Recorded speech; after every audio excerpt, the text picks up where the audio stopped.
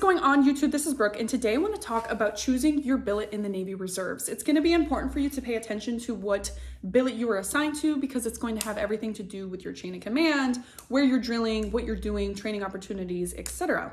And if you understand the process and know what you're getting yourself into, it's going to empower you to make decisions that fit best whatever your lifestyle is. So you are going to be assigned to a reserve center that is going to be closest to you. And Big Navy needs to track you as the sailor, and the way that they do that is they attach unit identification codes to you, basically tells them where you are and what you are doing. So being assigned to the reserve center that's closest to you, that's where you're going to be doing your drill weekends and all that good stuff. That's going to be your training unit identification code. Now, you are either going to fall into one of two categories. You are going to be either a locally assigned sailor or a cross-assigned sailor. Ideally, you want to be a locally assigned sailor. It's just a lot easier that way. In the case that you are cross-assigned, it is doable. They just have a little bit different expectations of you. So if you are a local sailor, where you drill and your unit location are going to be basically the same thing. So your TRUIC and your UMUIC are going to be the same. If you are cross-assigned, where you're drilling is going to be different than where your unit actually is. So your TRUIC is going to be the reserve center, your UMUIC is going to be over here, wherever your unit is located. If you don't decide which billet you go into, someone else is deciding for you. And depending on your situation, that's gonna look different for everybody. So if you were a brand new sailor right off the street coming in as a NAT, you may or may not be put into a holding unit when you first get to your reserve center. And at that point, someone might help you, get assigned to a unit of your choosing, or they might just put you in whatever one that is available. Same goes for if you are prior service working with a recruiter like me. One of two things can happen. Either I will put you directly into a unit, or I will put you into a holding unit and you will apply there. It just kind of depends on the reserve center and the preferences of the recruiter and the applicant, etc. Things you're gonna want to look for when you are applying for a billet. Basically ask yourself, what are you looking to get out of the reserves? Do you want to do a lot of mobilization opportunities? Do you want to kind of sit back and do the bare minimum and just kind of blend in with the wall? Do you want to work with, I don't know, the Navy SEALs or something like that? So if you have something specific in mind, figure out which unit is doing that. Another thing that goes along with that, not every unit is the same in terms of operationally. So some units are commissioned units. In other words, they have a higher op tempo, they have a lot of training requirements, they're kind of on a mobilization cycle. So you can pretty much guarantee that you will be mobilized if you go into a unit like that. So if that's something that is of interest to you, go into a commissioned unit. But if that's not something that's of interest to you, obviously apply to a non-commissioned unit. If you are prior service, you are at a little bit of an advantage here because you already know kind of how the Navy works. You already have points of contacts, places, you have a military network versus someone that's coming right off the street, which is why it might not be a bad idea just to get assigned to a random unit as a fresh sailor, because you're kind of going to learn along the way and just be open to do opportunities. But if you're prior service, you might have something a little specific. Hey, my buddy is in this unit over here. I really want to go there. The process of applying is the same way that the process is on active duty when you are choosing a new duty station. You are going to have a PRD for your billet. You are going to have a location. You are going to have the name of the billet and whatever mission you're supporting.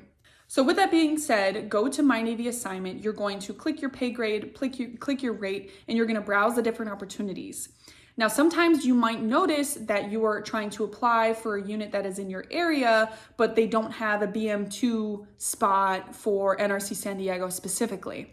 In that case, you can look up RFAS substitutions. In other words, you are going to look up a billet that you can fill that isn't necessarily designed for you. I'll give you an example. A PS2 can fill a YN2 billet in this specific reserve unit. A couple things go along with the different RFAS codes, and I highly recommend, if you're in a situation where you have to apply to one of these billets, look over this instruction that I linked below because it's going to give you a lot of information regarding this. But put very simply, an RFAS code is going to be a 4-character code that's going to basically tell you about the billet. 3 elements to it. The first part is going to give you the pay grade substitution flexibility. So it's an E5 billet, but you can apply as an E6, etc. The second part is going to be rate flexibility. So like I said, it's a PS position, but if you're a YN, you can fill it. Third is a gender specific. It's a male billet, but females can fill it, for example. And if you are in the position where you have to be cross-assigned, just know that your cross-assigned unit is going to have a little bit different expectations of you than somebody that has the same TRUIC and UMUIC. Think of it like you work for Best Buy in Chicago. your supervisor's in Chicago, all of your coworkers are in Chicago, your work is there, but you live in New York City and you're working in the Best Buy in New York City. Yes, you can do the basics of the job, but you can't do the specifics. So your supervisor and your coworkers are going to need to see you every once in a while in order to meet you, get to know you, and all that good stuff. It's the same thing with the reserves. You can be drilling with a unit and fulfilling your reserve obligations, but in order to be an effective sailor for the mission, you have to know who your unit is. So they're going to expect you to drill with them once a quarter, and they will put you on IATT orders ideally, which will pay for your travel and all that good stuff. But regardless, you're going to travel once a quarter to drill with them. You're going to have to do your annual trainings with them, and they're going to be writing your evals. So it is definitely in your best interest to get to know your chain of command so they can give you a glowing eval. You apply for a billet in the Navy Reserves the same way that you apply for orders on active duty. You use My Navy Assignment.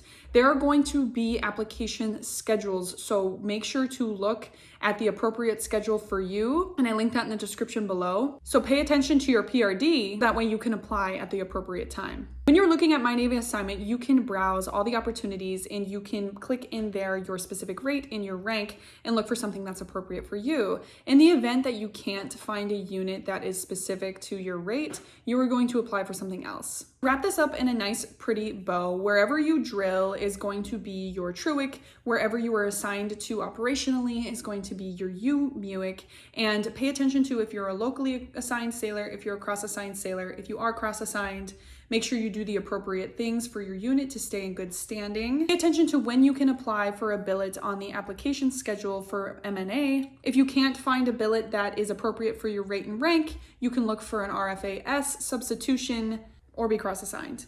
This was a lot of information and it's kind of hard to understand at first. So if you have any specific questions or you want me to clarify anything, definitely comment below or reach out to me directly. Thank you for watching.